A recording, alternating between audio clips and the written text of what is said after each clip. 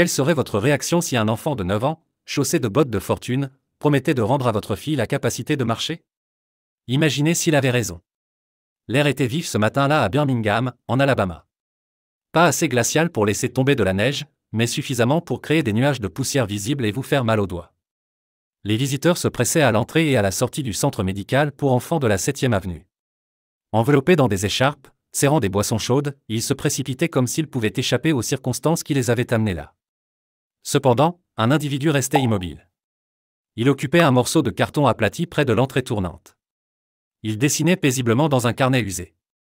Il s'appelait Ezekiel Zek Carter, il avait à peine 9 ans. Sa veste était trop grande, les poignets retroussés, et une de ses chaussures était recouverte de rubans adhésifs sur le devant. Une casquette de laine cramoisie lui tombait bas sur le front, lui couvrant à peine les oreilles.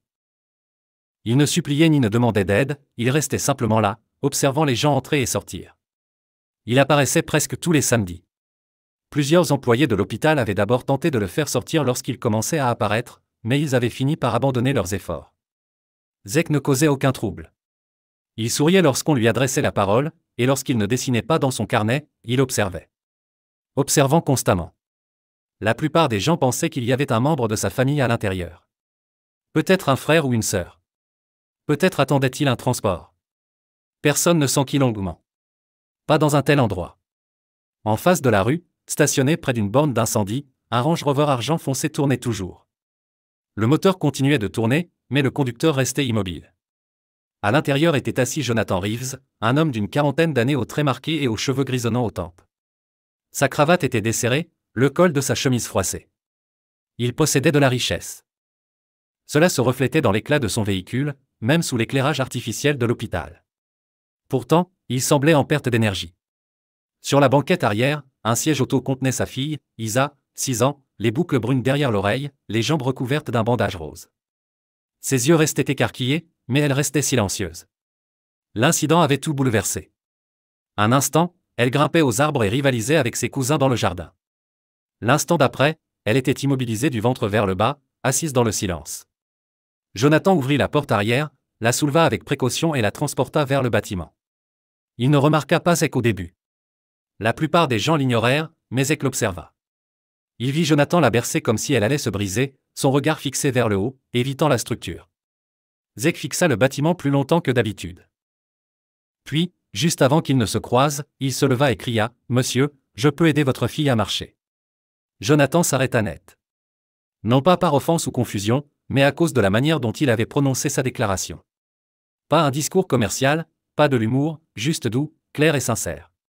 Comme si Zek y croyait pleinement. Jonathan pivota, les yeux plissés. « Qu'est-ce que vous venez de dire ?» Zek resta impassible. Il s'avança, serrant son carnet sous son bras. « J'ai dit que je pouvais l'aider à marcher à nouveau. » Jonathan le fixa du regard, resserrant son étreinte autour d'Isla. « Ce n'est pas drôle, mon enfant. Je ne faisais pas d'humour. » La voix de Zek resta ferme. Pas de sourire, juste ce même ton calme, un calme d'adulte dans une silhouette enfantine. Jonathan examina la tenue de Zek, sa botte réparée, les verres abîmés de ses lunettes qui pendaient de sa chemise. Ce devait être une étrange coïncidence, peut-être même une supercherie. Il se retourna et entra sans ajouter un mot. Mais intérieurement, il ne pouvait s'empêcher de le contempler.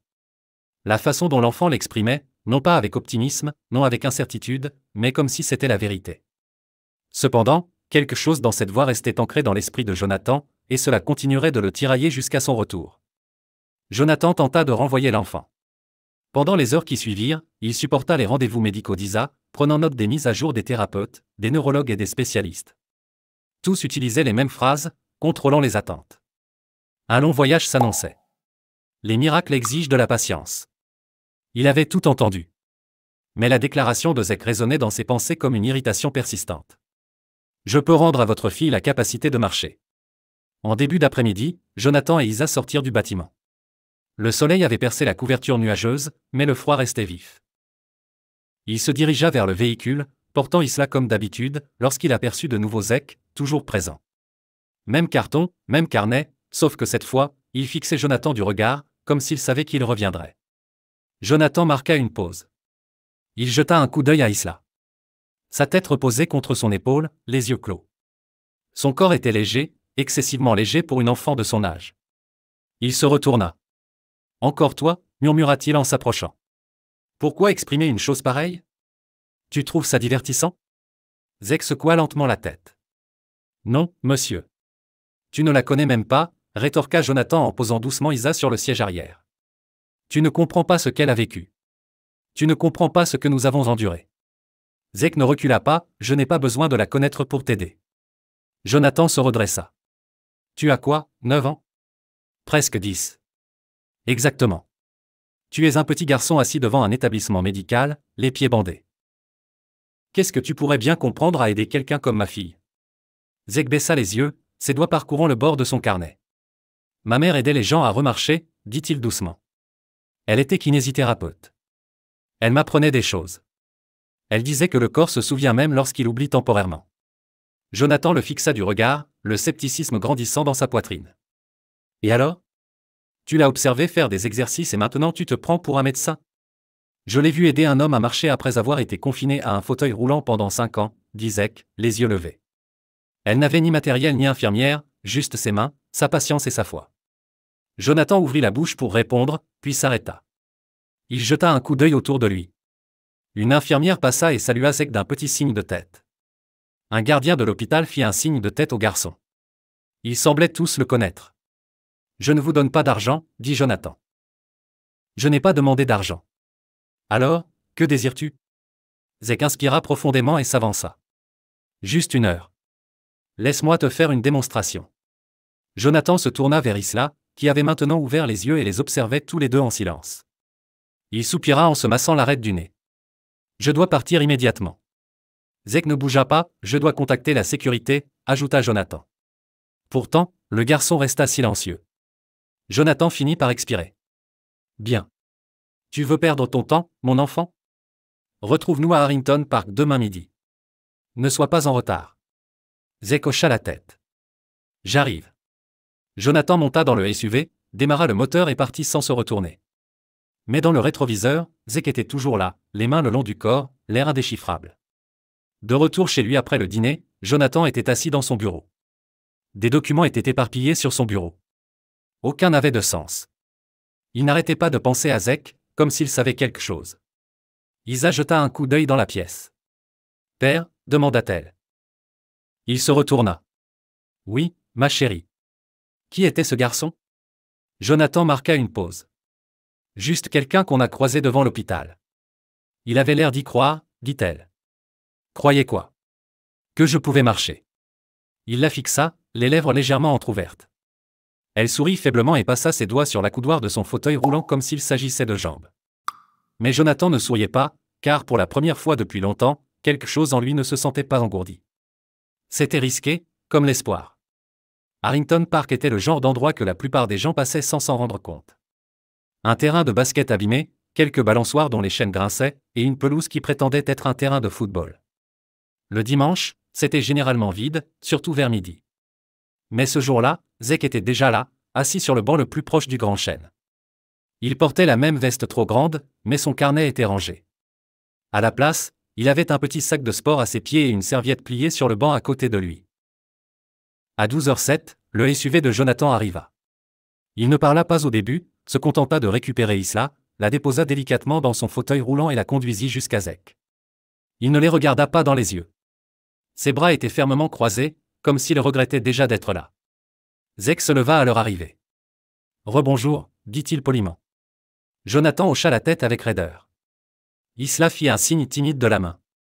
Zek lui sourit. « Bonjour, Isa. » Ses yeux s'illuminèrent légèrement. « Bonjour. » Jonathan haussa un sourcil. « Comment connais-tu son nom? »« Tu l'as dit hier, » répondit Zek. « Je me souviens de certaines choses. » Jonathan ne répondit pas. Il fit simplement un geste vers la serviette. « Et maintenant? Un tour en tapis volant ?» Zek ignora le sarcasme. « Non, monsieur. Juste les bases. » Il ouvrit son sac et en sortit une paire de chaussettes, une balle de tennis, un petit pot de beurre de cacao et un récipient en plastique rempli de ce qui semblait être du riz chaud enveloppé dans du tissu. Jonathan plissa les yeux. « C'est quoi tout ça? »« Des trucs que ma mère utilisait, » répondit Zek. Le riz réchauffe. Il aide à détendre les muscles tendus. La balle soulage les points de pression. Jonathan croisa de nouveau les bras. Zek se tourna vers Isla. Si tu acceptes, puis-je travailler tes jambes un court instant? Rien de douloureux. Promis. Et si tu as une sensation étrange, dis simplement stop. D'accord. Isa leva les yeux vers son père. Il soupira. Tu peux essayer. Sois prudente. Zek s'agenouilla près de sa chaise. Il retira délicatement la couverture de ses jambes et plaça le sachet de riz chaud sur ses cuisses. Isa tressaillit légèrement. Trop chaud, demanda-t-il. Elle secoua la tête. C'est agréable. Zek hocha la tête et attendit. Après quelques minutes, il commença à bouger doucement ses jambes, sans saccade, sans forcer, juste de petites rotations, de gauche à droite, de haut en bas. Jonathan observa attentivement, prêt à intervenir si quelque chose tournait mal. Mais rien ne se passa. Tu as déjà fait ça? Demanda-t-il, méfiant. Zek ne leva pas les yeux.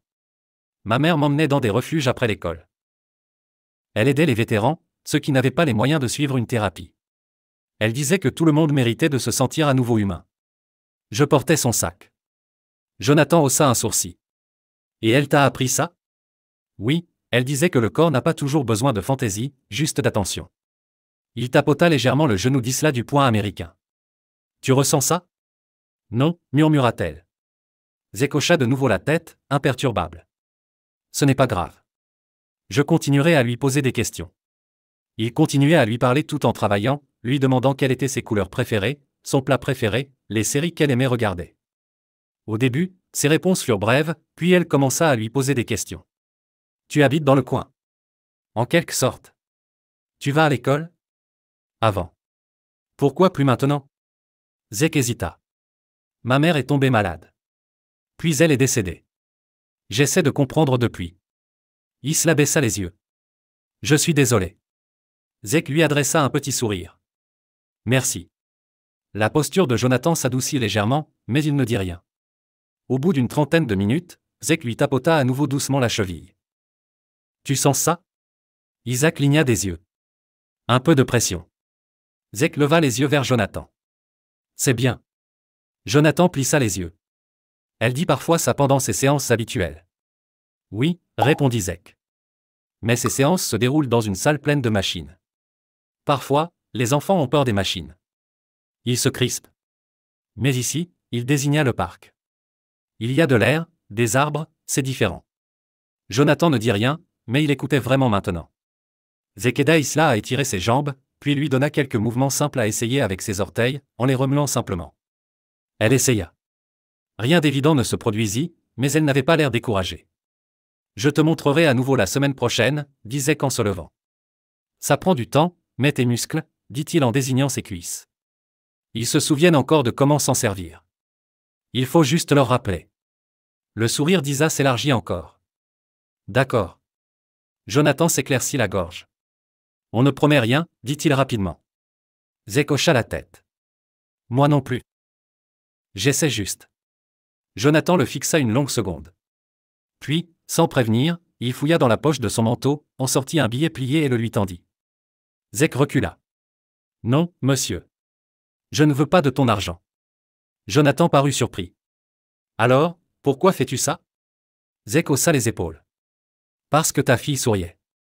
Jonathan baissa les yeux vers Isla. Elle souriait toujours, mais il ne comprenait pas comment un garçon qui avait tout perdu pouvait donner autant à une fille qu'il connaissait à peine.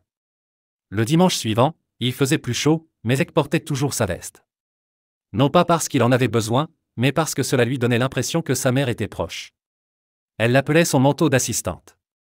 Elle disait que tout bon guérisseur avait besoin de quelque chose qui lui rappelle pourquoi il se soucie de lui. Il était déjà de retour à Harrington Park à 11h45. Serviettes disposées, provisions alignées et une bouteille d'eau posée à côté de lui. Quelques enfants jouaient au basket sur le terrain voisin, et le chien de quelqu'un aboyait au loin. À midi pile, le SUV de Jonathan arriva. Isa souriait avant même que la voiture ne s'arrête. Zek lui fit un signe de la main. Salut, Isa. Salut, gazouilla-t-elle, ses boucles rebondissant tandis que Jonathan l'aidait à s'installer dans son fauteuil roulant. Jonathan avait l'air fatigué à nouveau, mais différent cette fois, moins alourdi. Il adressa un léger signe de tête à Zek, sans un mot, mais c'était plus que la semaine dernière. Zek se mit au travail. Même installation, même sac de couchage chaud, mais cette fois, quelque chose avait changé. Isa essayait maintenant. Peux-tu appuyer ton talon sur le sol demanda Zek doucement. Elle ferma les yeux, concentrée. Rien ne se passa. Ça va, dit-il. Parfois, il faut du temps à la tête pour trouver le bon chemin. C'est comme essayer de traverser une foule. Il faut juste se forcer. Jonathan se tenait derrière eux, les bras croisés à nouveau, mais cette fois plus pour se tenir chaud que pour se protéger. Pourquoi fais-tu tout ça demanda-t-il soudain. Zek leva les yeux. Parce que je me souviens de ce que je ressentais quand ma mère aidait les gens. Elle leur donnait l'impression qu'ils comptaient. Je veux faire ça aussi. Jonathan hocha lentement la tête. Tu as déjà pensé à faire autre chose? Parfois, dit Zek, mais ça me semble bien. Jonathan regarda Isla. Elle tapait à peine du pied, mais il bougeait. Pour la première fois, il ne dit rien. Il se contenta d'observer. Les week-ends suivants, ils continuèrent. Même heure, même endroit.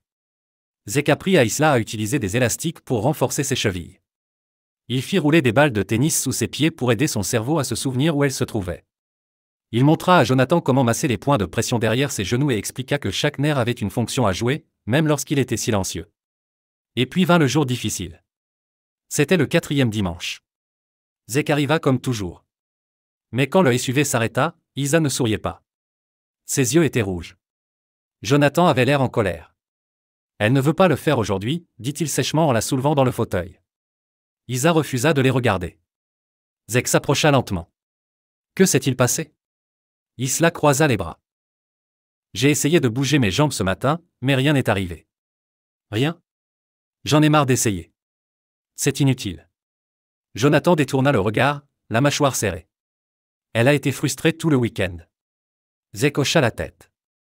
Il s'agenouilla à nouveau près d'elle. Tu crois que je ne me fatigue jamais?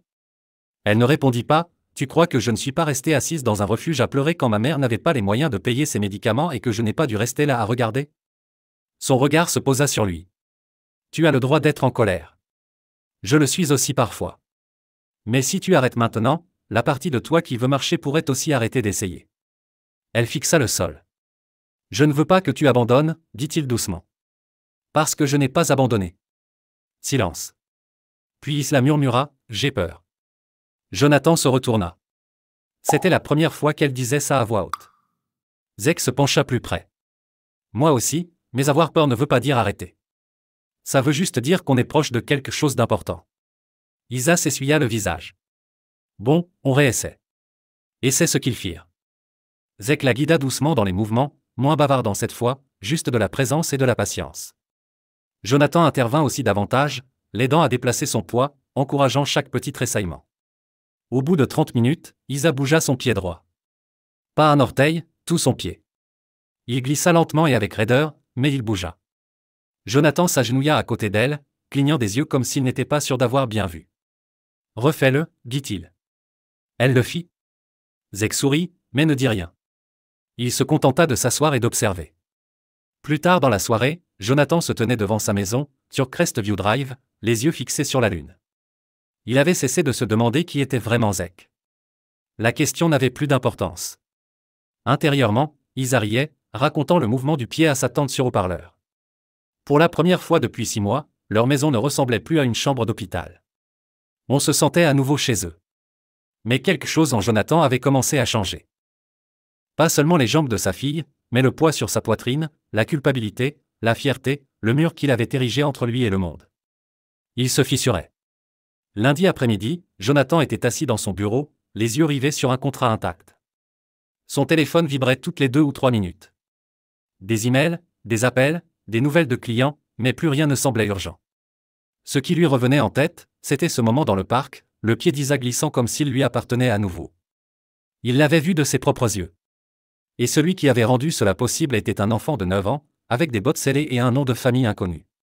Il ouvrit un nouvel onglet de navigateur et tapa « Ezekiel Carter Birmingham ». Rien ne sortit, à part quelques résultats épars. Il consulta de vieux bulletins d'informations locaux et des bases de données scolaires. Quelques mentions d'un certain Zek et de sa mère, Monique Carter, dans une clinique communautaire. Pas d'adresse, pas d'informations récentes. Il ferma l'ordinateur et se laissa aller en arrière. Ce gamin était un fantôme. Sauf que ce n'en était pas un. Le samedi, ils étaient de retour à Harrington Park, mais la situation était différente. Jonathan avait apporté un tapis de sol supplémentaire et une chaise pliante. Il avait tendu un sandwich à Zek à leur arrivée. Il n'en avait rien dit, le déposant simplement à côté de son sac de sport. Zek avait adressé un petit « merci » et l'avait rangé pour plus tard. « Prête, Isa » avait-il demandé. Elle avait levé le pouce. Allons-y, ils avaient pris leur entraînement. Bouillotte, étirement, flexion des orteils. Aujourd'hui, Jonathan s'était pleinement impliqué. Il s'était assis en tailleur sur l'herbe, effectuant chaque mouvement expliqué par Zek. Il avait même raté une fois. « Tu te penches mal » avait dit Zek avec un sourire. Jonathan lui avait lancé un regard noir. « Je ne me suis pas étiré depuis la fac. » Ils avaient ri, même Isa. Au bout d'une vingtaine de minutes, Zek s'était penché en avant. « Bon, Isa, essayons quelque chose de différent. » Il sortit une ceinture de son sac et la plaça sous ses genoux, montrant à Jonathan comment tenir chaque extrémité. « Elle va essayer de lever les deux genoux maintenant, juste un peu. On l'aide à garder l'équilibre. » Elle contrôle le mouvement. Jonathan cligna des yeux. « Tu es sûr ?» Zek acquiesça. « Elle est prête. » Ils lui laissèrent quelques secondes. Son front se fronça, ses yeux se plissèrent. Elle grogna doucement, puis ses genoux se soulevèrent légèrement, d'un accent grave peine 1 centimètre. Mais ils se soulevèrent. Jonathan la regarda, stupéfait. « Tu as fait ça ?» Elle sourit. « Je l'ai fait. » Il déglutit difficilement. « Tu l'as vraiment fait. » Zek hocha lentement la tête, les yeux rivés sur la ceinture. « Tu vois, le corps se souvient. Il faut juste être assez patient pour le laisser parler. » Jonathan le regarda. « Tu es vraiment extraordinaire, gamin. » Zek ne répondit pas. Il commença simplement à guider doucement Isla pour la prochaine étape. Après la séance, tandis qu'ils rangeaient leurs affaires, Jonathan s'accroupit à côté de Zek. « Où vas-tu après ça ?» Zek haussa les épaules. « Aux alentours. » Jonathan baissa la voix. « Tu as un endroit où dormir ?» Zek hésita, puis dit « Parfois. » Jonathan expira lentement en se frottant la nuque. « Tu as déjà pensé à venir passer un moment avec nous ?» Les yeux de Zek s'écarquillèrent. « Tu es sérieux ? J'ai une chambre d'amis. Tu ne serais pas gênant. » Zek baissa les yeux vers ses mains. « Tu es sûr que tes voisins ne s'en soucieraient pas d'un enfant comme moi ?» Jonathan eut un petit rire. « Bon sang, après ce que tu as fait pour ma fille, il ferait mieux de se taire. » Zek ne répondit pas tout de suite, mais Jonathan voyait les choses tourner. Le lendemain matin, Zek se tenait devant la maison de Jonathan, son sac à dos en bandoulière, une couverture roulée sous le bras. Jonathan ouvrit la porte en jogging et une tasse à café à la main. « Pile à l'heure, dit-il. » Isa courut dans le couloir. « Zek. » Il sourit. « Salut, superstar. » Jonathan s'écarta. « Bienvenue à la maison. » Les jours qui suivirent furent calmes mais riches de sens. Zek eut sa propre chambre, un lit douillet, des draps propres et un petit bureau. Il ne parlait pas beaucoup, mais il ne manquait jamais un étirement matinal avec Isa. Elle bougeait maintenant des deux pieds, ne marchait pas encore, mais les choses tournaient. Son cerveau s'étendait à ses jambes. Comme s'il se souvenait de la connexion. Un soir, alors que Jonathan faisait la vaisselle, il s'arrêta et s'appuya sur le comptoir. « Zek, dit-il par-dessus son épaule. Tu as déjà pensé à retourner à l'école ?»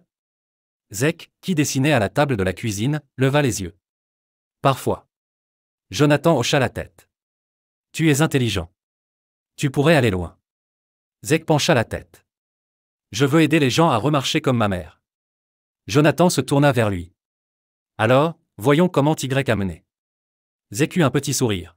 « D'accord. » Ils ne dirent pas grand-chose de plus ce soir-là. Ils n'en avaient pas besoin. Mais pour la première fois depuis des années, la maison des Reeves n'était pas un lieu de silence.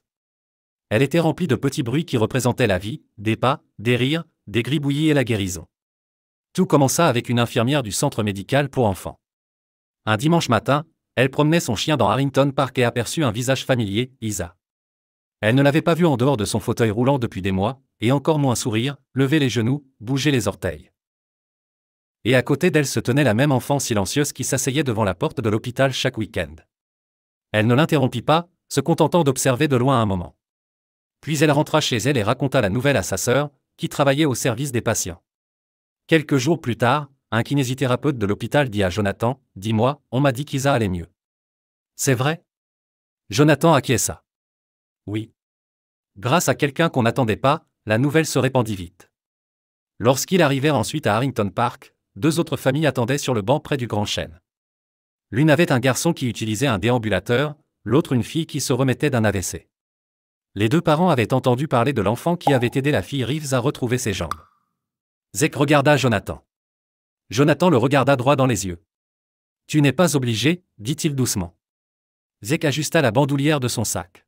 « Je veux bien. » Il abandonna son temps habituel avec Isa ce jour-là pour s'occuper des 2 nouveaux enfants. Il montra à leurs parents comment utiliser les mêmes étirements à la serviette, comment réchauffer correctement les sachets de riz, comment les encourager sans trop forcer. Et il s'adressait aux enfants, pas à eux. « Vous n'êtes pas brisés, dit-il à l'un d'eux. Vous apprenez juste une autre façon d'être fort. » Isa observait tout depuis son fauteuil roulant, les mains jointes sur les genoux. Elle ne se plaignit pas une seule fois. Plus tard dans l'après-midi, sur le chemin du retour, elle dit « J'aime le regarder aider les gens. » Jonathan lui jeta un coup d'œil dans le rétroviseur. « Ah oui ? Oui, ça me donne l'impression de faire partie de quelque chose de bien. » Il sourit. Le week-end suivant, 5 familles étaient présentes. La semaine d'après, elles étaient 11. Un pasteur local apporta des chaises pliantes. Un restaurant du coin commença à livrer des bagels et du café. Quelqu'un imprima des tracts sur lesquels on pouvait lire « Cours de mouvement libre, le dimanche midi, Harrington Park ». Le nom de Zach ne fut pas mentionné, mais tout le monde savait de qui il s'agissait. Un journaliste local arriva avec un appareil photo et un bloc-notes. Jonathan prit Zach à part. « Ça te va ?» Zach regarda les familles autour de lui, les enfants bougeaient leurs membres, ils se la rirent avec une fillette sur un déambulateur. Il hocha la tête.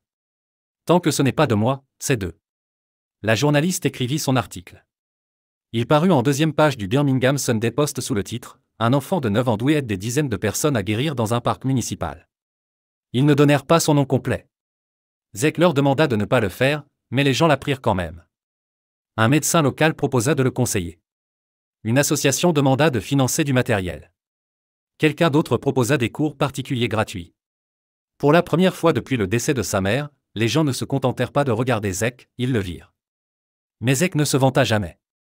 Il étendait toujours la serviette de la même façon chaque dimanche, utilisait toujours les mêmes bottes scotchées, prenait toujours des nouvelles d'Isla avant d'aider qui que ce soit. Mais maintenant, le parc autrefois silencieux était devenu un lieu animé, et un garçon sans domicile fixe était devenu le cœur de quelque chose de plus grand que lui. 9 dimanches avaient passé, 9 dimanches à étendre ses serviettes sur l'herbe, à lever les genoux d'Isla, à partager de petites victoires avec des inconnus qui étaient devenus une sorte de famille. Mais ce dimanche-là était différent. Zach le sentait avant même d'arriver au parc. L'air était plus chaud. Les arbres se balançaient un peu plus lentement. Même Isa était plus silencieuse sur la banquette arrière, concentrée, presque comme si elle se préparait à quelque chose de grand. À leur arrivée, une petite foule s'était déjà formée. Rien de tapageur ni de tapac sans grave-l'œil, juste des familles installant des chaises pliantes, des thérapeutes agenouillés devant les enfants, des parents au regard plein d'espoir. Et au beau milieu de tout cela, ce même banc usé sous le chêne. Zach ne dit rien au début, se contenta de déballer son sac, de dérouler la serviette et de jeter un coup d'œil à Isla. « Tu es prête ?» Elle hocha la tête. Sans sourire. Juste ce regard, encore. Sérieux, déterminé. Jonathan la fit rouler jusqu'au centre du tapis. Zach s'agenouilla devant elle. « Comme avant, dit-il doucement. On t'aide à te lever. Tu fais le reste. » Jonathan passa derrière elle et plaça ses mains sous ses bras. Zach lui prit les jambes, les guidant doucement. Son visage se crispa de concentration. « D'accord, murmura Zach. À 3. Elle ferma les yeux. 1, 2, 3, Jonathan se leva. Zach stabilisa ses genoux. Puis elle se releva. Ses jambes tremblaient. Ses bras tremblaient, mais elle était debout. Le silence se fit. Certains enfants haltèrent. Une mère se plaqua une main sur la bouche. Isa ouvrit lentement les yeux et sourit. « Je suis debout. » Zach cligna des yeux pour réprimer quelque chose dans ses yeux. « Oui, tu le es. » Jonathan se figea une seconde, comme s'il ne pouvait plus respirer. Puis il la lâcha. Elle resta debout. Il recula, tremblant. Elle y arrive. Zach recula aussi. Juste un peu. Elle le fait. Isa fit un pas hésitant, puis un autre. Et puis, parce qu'elle avait 6 ans, qu'elle était courageuse et qu'elle ne savait pas avoir peur, elle fit un 3e pas, toute seule, avant de tomber dans les bras de son père. Il la surprit en train de rire, de pleurer, les mains tremblantes tandis qu'il la tenait. « Tu as réussi » murmura-t-il. Tu as vraiment réussi. Isa se tourna vers Zek. Tu avais dit que je le ferais. Il lui adressa un petit sourire. J'avais dit qu'on essaierait. Cet après-midi-là, personne ne quitta le parc précipitamment. Les gens restèrent, parlèrent, s'embrassèrent, certains prièrent. Zek s'assit sur le banc et observa tout. Il ne dit pas grand-chose. Il ne le faisait jamais. Plus tard dans la soirée, Jonathan se tenait dans la cuisine pendant que Zek versait des céréales dans un bol. « Tu sais, tu as tout changé, dit-il. » Zek ne leva pas les yeux. « Moi ?» Jonathan s'approcha et posa une main sur l'épaule du garçon. « Ma fille a marché aujourd'hui, et non pas grâce à un hôpital, un médecin ou un remède miracle. Elle a marché parce qu'un enfant sans ressources a décidé de se montrer encore et encore, même quand personne ne le lui demandait. » Zek hocha la tête. « C'est ce que ma mère aurait fait. » La gorge de Jonathan se serra. « J'aurais aimé qu'elle voie ça. »« Elle l'a vu, » dit doucement Zek. « Je crois qu'elle voit tout. » Jonathan s'essuya les yeux. « Zek, » dit-il doucement. « Tu vas changer beaucoup de vies. » Zek leva les yeux vers lui. « Je le fais déjà. Il y a des gens dans ce monde qui n'ont peut-être pas de diplôme prestigieux, de CV étincelant ou un passé parfait, mais qui ont quelque chose de bien plus précieux, du cœur, du courage et une raison de continuer à se montrer. Parfois, les personnes les plus brisées sont celles qui ont les outils pour aider les autres à guérir. Si cette histoire vous a touché, ne la gardez pas pour vous, partagez-la.